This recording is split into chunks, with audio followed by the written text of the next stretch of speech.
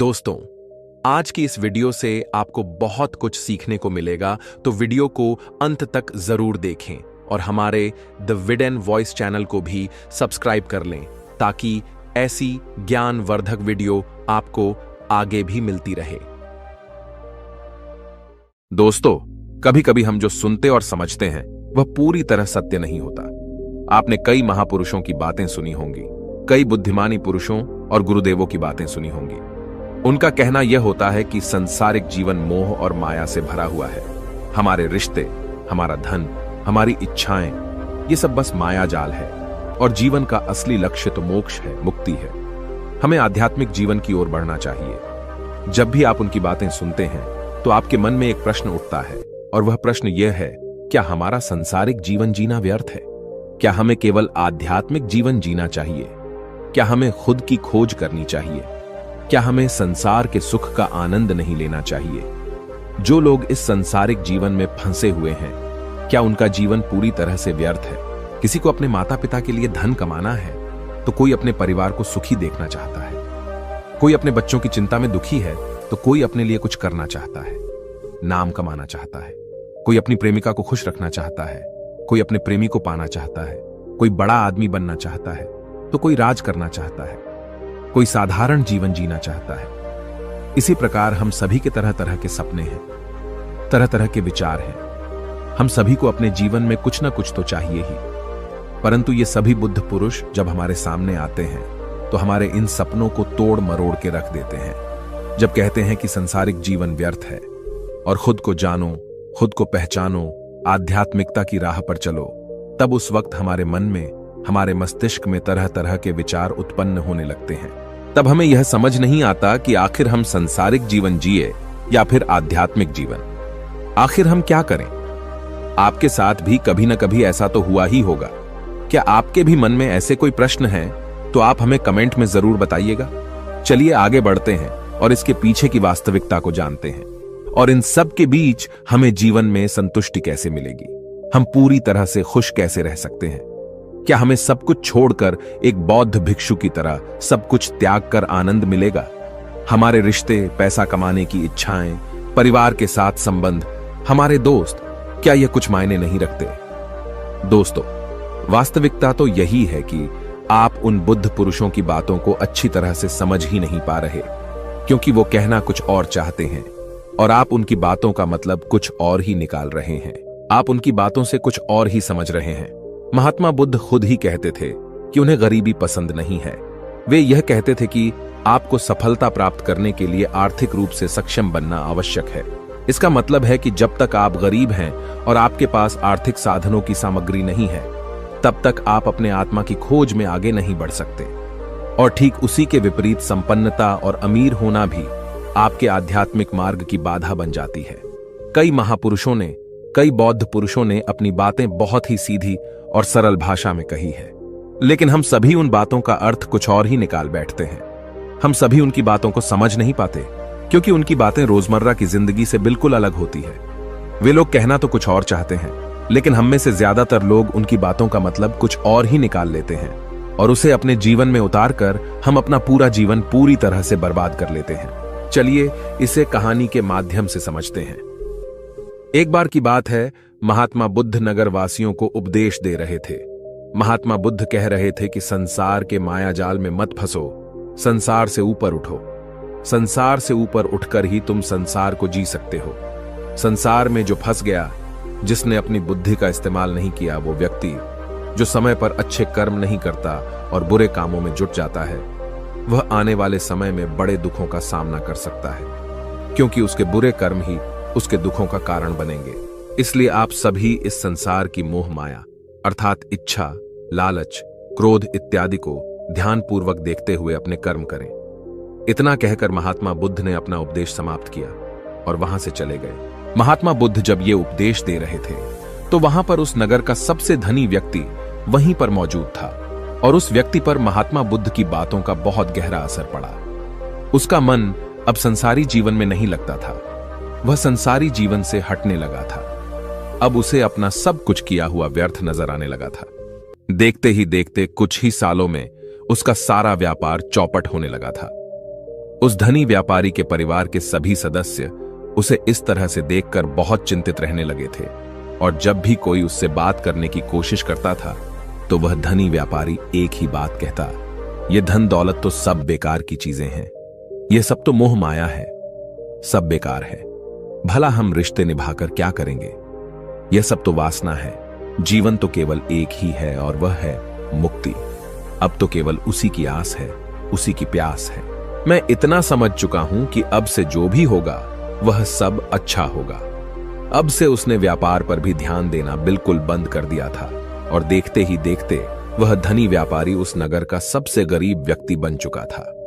वह पूरी तरह से निर्धन हो चुका था, उसका सब कुछ बर्बाद हो चुका था और उसका पूरा परिवार सड़क पर आ गया था। एक दिन जब उसके घर में खाने के लिए कुछ नहीं बचा तो उसने अपने आप से कहा, यह मैंने क्या कर दिया? सब कुछ तो बहुत अच्छा चल रहा था, लेकिन मैंने अपने हाथों ही सब कुछ बर्बाद कर दिया। आज मेरे परिवार का हर एक सदस्य भूखा है, उनके पास खाने के लिए कुछ नहीं और मैं उनके लिए कुछ नहीं कर पा रहा। वह यह सब सोच ही रहा था कि तभी उसे याद आया कि उसने महात्मा बुद्ध की बातों में आकर अपना जीवन बर्बाद कर लिया। न तो उसे मुक्ति मिली और न ही धन। वह सोच रहा था, मैं तो कहीं का नहीं रहा, थोड़े थोड़े भोजन के लिए भी आज मुझे रोज मरना पड़ता है, हर रोज मुझे मेहनत करनी पड़ती है, तब जाकर मेरे परिवार को 2 वक्त की रोटी मिल पाती है।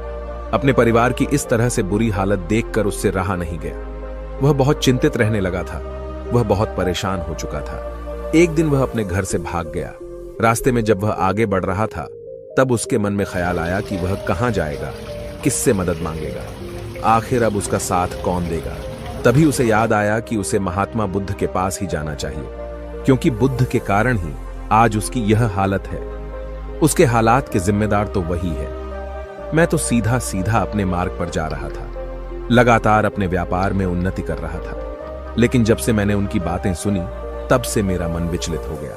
मुझे समझ नहीं आया कि मैं जो जीवन जी रहा हूं क्या वह सत्य है, या फिर जो वह जीवन जी रहे वह सत्य है।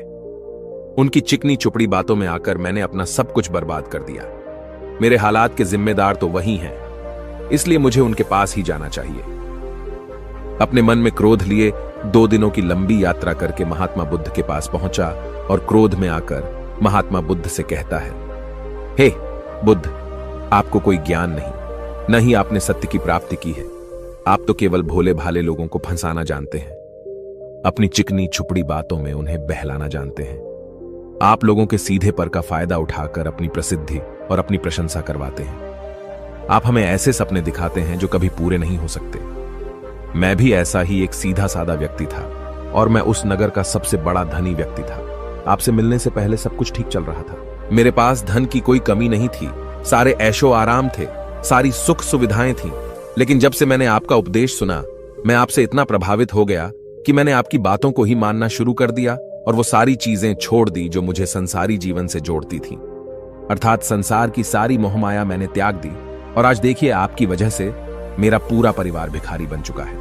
वह छोटी सी कुटिया में रहता है, यहां तक कि रोज के खाने के लिए भी हमें तिल तिल मरना पड़ता है। आपकी वजह से मैं पूरी तरह से बर्बाद हो चुका हूं।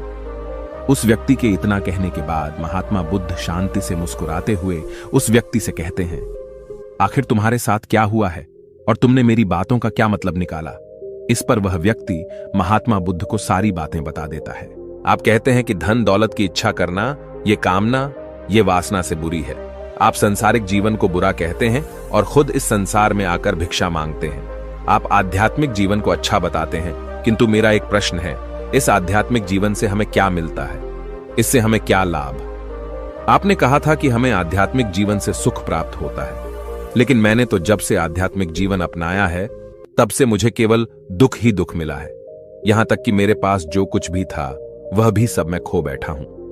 आप लोगों को झूठा सुख दिखाकर उन्हें अंधकार में ढकेल देते हैं। क्या यह वास्तविकता नहीं है? इस पर महात्मा बुद्ध मुस्कुराते हुए उस व्यक्ति से कहते हैं, बेटा, तुम बहुत दूर से आए हो, अभी तुम विश्राम कर। रात को आकर मैं तुम्हें तुम्हारे सभी प्रश्नों का जवाब दे दूंगा। पहले तो उस व्यक्ति ने इनकार किया, लेकिन महात्मा बुद्ध के आग्रह पर वह व्यक्ति महात्मा बुद्ध की बात मान गया और आश्रम में जाकर विश्राम करने लगा। रात्रि के बाद महात्मा बुद्ध उस व्यक्ति के पास आए और कहा, बेटा, मैंने एक व्यक्ति की बात सुनी।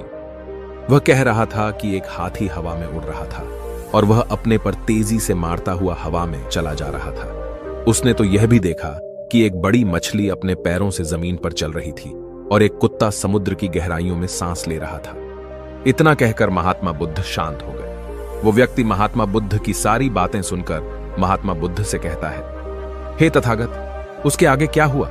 आखिर आप चुप क्यों हो गए? तभी महात्मा बुद्ध उस व्यक्ति को समझाते हुए कहते हैं, बेटा, क्या तुम्हें लगता है कि ऐसा वास्तव में हो सकता है? इस पर व्यक्ति जवाब देते हुए कहता है, बुद्ध, अगर आप कह रहे हैं तो यह अवश्य ही सच होगा, क्योंकि आप इतने बड़े ज्ञानी हैं। आपने सत्य की प्राप्ति की है, तो आपके मुख से निकला हुआ हर एक शब्द तो सत्य ही होगा। तभी महात्मा बुद्ध मुस्कुराते हुए उस व्यक्ति से कहते हैं, बेटा, क्या तुमने कभी पहले ऐसा कभी होते हुए देखा है? क्या तुमने कभी किसी हाथी को देखा है जो पर के साथ हवा में तेजी से उड़ता जा रहा हो? इसके जवाब में वह व्यक्ति कहता है, तथागत, मैंने तो कभी नहीं देखा। तभी महात्मा बुद्ध कहते हैं, तुमने मुझसे प्रश्न क्यों नहीं किया कि आखिर वह हाथी आकाश में कैसे उड़ सकता है? इसके जवाब में व्यक्ति कहता है, हे तथागत, आपके मुख से सुनकर मुझे ऐसा लगा कि मानो वह सत्य हो, और आप कह रहे हैं तो यह सत्य ही होगा, इसलिए मैंने आपसे एक भी बार प्रश्न नहीं किया। तभी महात्मा बुद्ध उस व्यक्ति को समझाते हुए कहते थे, कभी किसी की बातों पर मत जाना, बल्कि खुद विचार करो। स्वयं सोचो कि उस बात में कितनी सच्चाई है। जो व्यक्ति कह रहा है, क्या वह सच है? आखिर वह कहना क्या चाहता है? हो सकता है कि वह कुछ और कहना चाहता हो और तुम उसका अर्थ कुछ और ही निकाल रहे हो। कम से कम तुम्हें एक बार प्रश्न करके यह समझना तो चाहिए कि आखिर वह कहना क्या चाहता है। अगर तुम मुझसे पूछते कि आखिर वह हाथी हवा में कैसे उड़ सकता है, तो इसका जवाब मैं तुम्हें अवश्य देता। मैं तुम्हें ऐसा बताता कि एक छोटा सा बच्चा अपने खिलौनों के साथ खेल रहा है। वह हाथी को हवा में उड़ा रहा है और कुत्ते को पानी में डूबा रहा है, और रही बात मछली की, तो वह उसे जमीन पर चला रहा है। क्या ऐसा संभव नहीं हो सकता? इसके जवाब में व्यक्ति कहता है, हाँ, बिल्कुल ऐसा हो सकता है कि महात्मा बुद्ध उस व्यक्ति को कहते हैं। इसी प्रकार मैं कभी किसी को निर्धन या गरीब होने के लिए नहीं कहता। निर्धनता या गरीबी तुम्हारे विकास में बाधक बन जाती है, जिससे तुम और कुछ नहीं सोच पाते, न ही कुछ समझ पाते हो। इन भिक्षुओं को देखो, जब इन्हें भोजन की आवश्यकता होती है तो ये भिक्षा मांगने के लिए निकल पड़ते हैं, लेकिन यह भिक्षा कहां से आती है? इसके जवाब में व्यक्ति कहता है, हे तथागत, हर कोई रोज मेहनत करता है ताकि उसके परिवार का पालन पोषण हो सके, और जो वह मेहनत करता है उसके बदले में उसे कुछ पैसे मिलते हैं। उन पैसों से भोजन खरीदता है और वही भोजन वह आपको भी सौंपता है, और वहीं से भिक्षा आती है। तभी महात्मा बुद्ध उस व्यक्ति से एक और प्रश्न करते हैं, बेटा, यह बात तो सत्य है, लेकिन तुम क्या मुझे यह बता सकते हो कि आखिर यह धन कहां से आता है? इसका जवाब देते हुए व्यक्ति कहता है, हे तथागत, धन तो सभी लोग अर्जित करते हैं, सभी कमाते हैं। तभी महात्मा बुद्ध इस व्यक्ति को समझाते हुए कहते हैं, ठीक इसी प्रकार दुनिया में यदि हर कोई भिक्षा मांगने लग जाए तो आखिर भोजन कहां से आएगा? अनाज कौन उगाएगा? व्यापार कौन करेगा? और लोगों की रक्षा के लिए धन कहां से इकट्ठा होगा?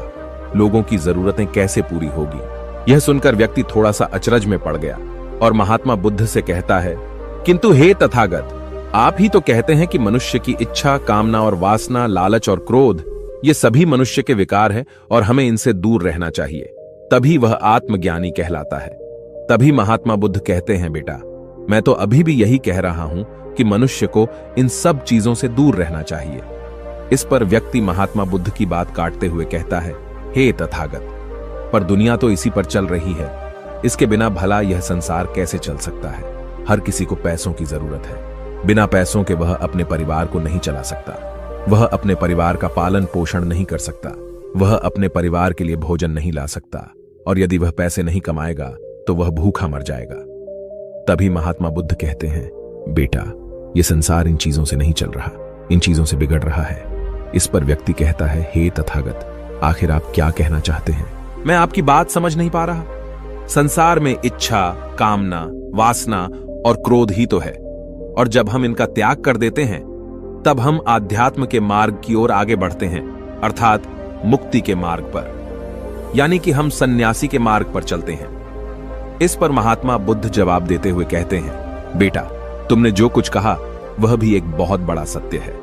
इच्छा, कामना, वासना और क्रोध, ऐसे ही बुरी भावनाओं को छोड़ देने से हम संसार छोड़कर सन्यासी हो जाते हैं, और इन्हीं सभी चीजों को छोड़कर भी हम संसार में जी सकते हैं, धन कमा सकते हैं, मान, पद, प्रतिष्ठा और सम्मान कमा सकते हैं, क्योंकि हम सब अपना कर्म ही तो कर रहे हैं। एक किसान खेती करता है, पर वह अपनी खेती बिना बुरी भावनाओं के भी कर सकता है।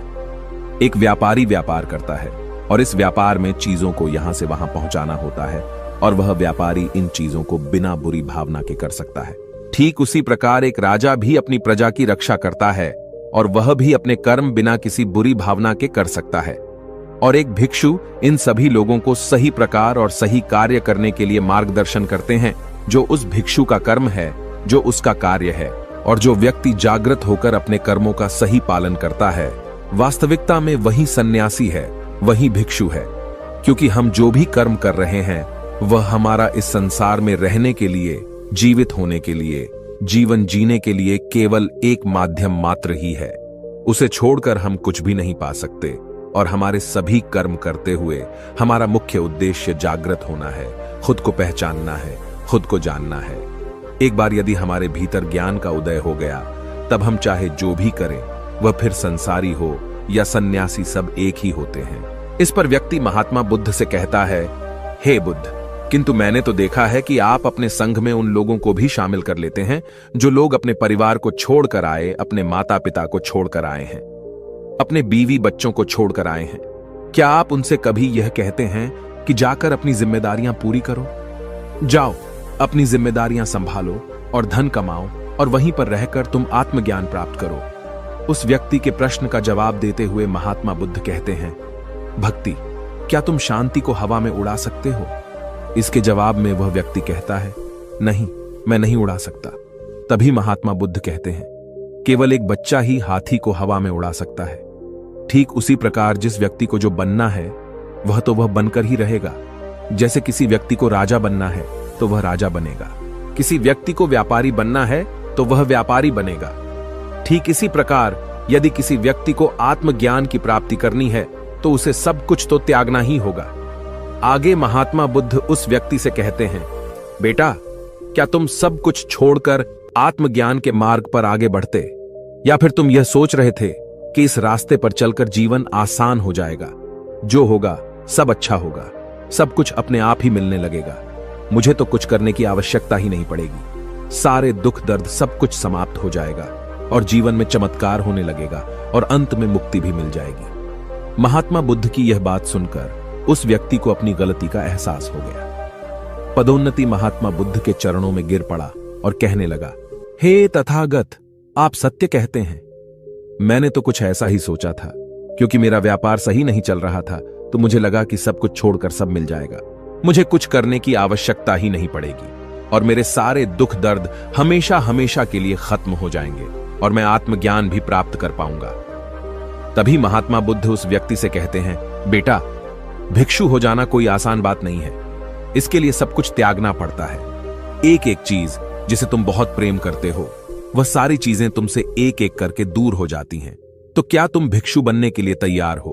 क्या तुम सब कुछ छोड़कर आध्यात्म के मार्ग में आगे बढ़ना चाहते हो? इसके जवाब में व्यक्ति कहता है, हे तथागत, मुझे मेरी गलती का एहसास हो चुका है, मुझे भिक्षु नहीं बनना, मैं तो व्यापारी ही ठीक हूं, मैं तो अपने संसारी जीवन में ही ठीक हूं। परंतु अब भी मेरे मन में एक प्रश्न शेष बचा है, अगर आपकी आज्ञा हो तो वह प्रश्न भी मैं आपसे पूछना चाहूंगा। तभी महात्मा बुद्ध उसे आज्ञा देते हैं। इस पर व्यक्ति कहता है, हे तथागत, आप ही तो कहते हैं कि धन नहीं कमाना चाहिए, पद, प्रतिष्ठा, अहंकार हमें दुख की ओर ले जाते हैं और संसार में यही तो है और क्या है। यदि हमें संसारी जीवन जीना है तो हमें यह सब तो करना ही पड़ेगा। तभी महात्मा बुद्ध मुस्कुराते हुए उस व्यक्ति से कहते हैं, क्या तुम्हें भूख लगी है? इस पर व्यक्ति कहता है, हां तथागत, मुझे बहुत भूख लगी है। तभी महात्मा बुद्ध उस व्यक्ति को भोजन करवाते हैं। उसे भरपेट भोजन खिलाने के बाद महात्मा बुद्ध उस व्यक्ति से कहते हैं, लो और खाओ, ये सब तुम्हारे लिए ही है। इसके जवाब में वह व्यक्ति कहता है, तथागत, मैं पहले ही बहुत ज्यादा खा चुका हूं, अब मुझसे और नहीं खाया जाएगा, मेरे पेट में अब थोड़ी भी जगह नहीं रह गई है।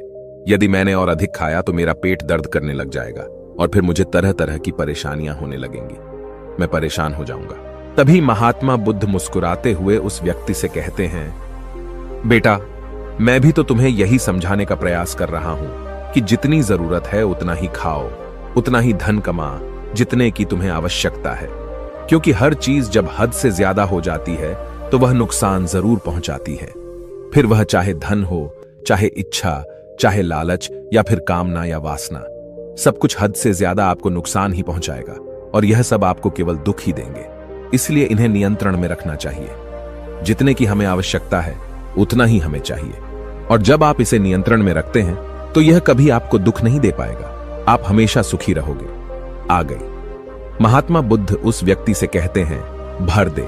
धन कमाना आवश्यक है, क्योंकि धन की कमी नहीं होनी चाहिए, भोजन की कमी नहीं होनी चाहिए, किसी भी कार्य को करने के लिए मन में इच्छा की कमी नहीं होनी चाहिए। लेकिन उसी के साथ में यह भी ध्यान रखना है कि इच्छा अत्यधिक भी नहीं होनी चाहिए।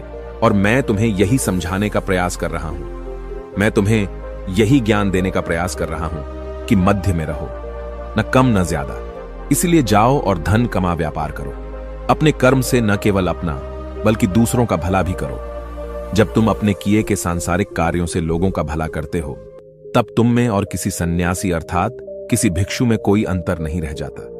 बस सभी के मार्ग अलग होते हैं, लेकिन मंजिल एक ही होती है और तुम कभी मार्ग से भटक न जाओ। इसलिए ऐसे लोगों की संगत में रहना जो तुम्हें आत्मज्ञान के सीधे मार्ग पर ले चले, जो सांसारिक जीवन से हटकर नए जीवन में प्रवेश करवाएं, क्योंकि वे लोग बुराइयों से लड़ने में तुम्हारी मदद करेंगे। तुम्हें ताकत मिलेगी और तुम लगातार बिना विचलित हुए आध्यात्म के मार्ग पर लगातार आगे बढ़ते चले जाओगे। इतना कहकर महात्मा बुद्ध शांत हो गए। वह व्यक्ति महात्मा बुद्ध को प्रणाम करके कहता है, हे तथागत, आपकी शिक्षाएं तो बिल्कुल अलग हैं। आप जो कहते हैं उसके पीछे का अर्थ कुछ अलग ही होता है, बहुत सीधा और सरल, लेकिन हम उसे समझ नहीं पाते। आपके पास चमत्कार का आश्वासन नहीं है, पर आपके पास वह मार्ग है जिस मार्ग पर चलकर मैं अवश्य ही अध्यात्म को प्राप्त कर सकता हूं, जिससे मेरा और लोगों का सभी का भला होगा। हे तथागत, यह मेरी ही गलती थी कि मैंने आपकी बातों का गलत मतलब निकाला और एक व्यापारी होकर भी मैंने अपने कर्म को छोड़ दिया और यह सोचने लगा कि अब अपने आप ही सब कुछ होगा, सब कुछ अच्छा ही होगा। लेकिन यह सत्य है कि अपने आप कुछ नहीं होता। जब हम हाथ पैर चलाएंगे, काम करेंगे, कर्म करेंगे, तभी हमें फल मिलेगा। जब हम हाथ पैर मारना छोड़ देते हैं तो नदी का बहाव हमें अपने साथ बहाकर ले चला जाता है और तब हमारे हाथों में कुछ नहीं रह जाता, और यही मेरे साथ भी हुआ है। हे तथागत, आज से मैं आपको वचन देता हूं कि मैं अपना कर्म पूरी ईमानदारी के साथ करूंगा। आपके दिए हुए मार्ग पर मैं पूरी ईमानदारी से चलूंगा। मैं आपको वचन देता हूं कि मैं एक अच्छा व्यापारी और एक अच्छा इंसान बनकर रहूंगा। मैं आत्मज्ञान के मार्ग पर अपने कर्म करते हुए आगे बढ़ता रहूंगा। इतना कहकर वो व्यक्ति महात्मा बुद्ध को प्रणाम करके वहां से लौट गया। दोस्तों, हमारे साथ भी कुछ ऐसा ही होता है। जब हम किसी सिद्ध पुरुष की बातें सुनते हैं तो हमें लगता है कि संसारी जीवन व्यर्थ है और हमने जो कुछ भी आज तक कमाया है, जो कुछ भी आज तक कर्म किए हैं, वो सब व्यर्थ है। दुनियादारी की सारी बातें बेकार हैं। हमें तो आत्मज्ञान के मार्ग पर बढ़ना चाहिए, वही सही राह है। लेकिन हम कभी अपने भीतर नहीं देख पाते कि हमें आत्मज्ञान की कोई जरूरत नहीं है, क्योंकि आज हमारा वक्त बुरा चल रहा है और हमें कोई रास्ता नजर नहीं आ रहा। तब हमें आत्मज्ञान नजर आ रहा है, और जब कल हमारा वक्त अच्छा होगा, हमारे जीवन में सुख होगा, तो आत्मज्ञान कहां पर होगा यह हमें ज्ञात नहीं। इसीलिए जो आत्मज्ञान के मार्ग पर चलते हैं उन्हें सुख और दुख से कोई फर्क नहीं पड़ता, उन्हें अपने व्यवसाय से भी फर्क नहीं पड़ता, उन्हें जीवन की झंझटों से भी फर्क नहीं पड़ता। वह तो बस आत्मज्ञान के इस मार्ग पर खुशी खुशी चलते रहते हैं और अपनी मंजिल तक पहुंच ही जाते हैं। दोस्तों, आज के इस वीडियो से आपने क्या सीखा वह मुझे आप कमेंट में जरूर बताइए। इसी के साथ में उम्मीद है कि आपको आज की वीडियो भी जरूर पसंद आई होगी। चलिए फिर मिलते हैं एक और वीडियो में। तब तक के लिए अपना ख्याल रखें। धन्यवाद।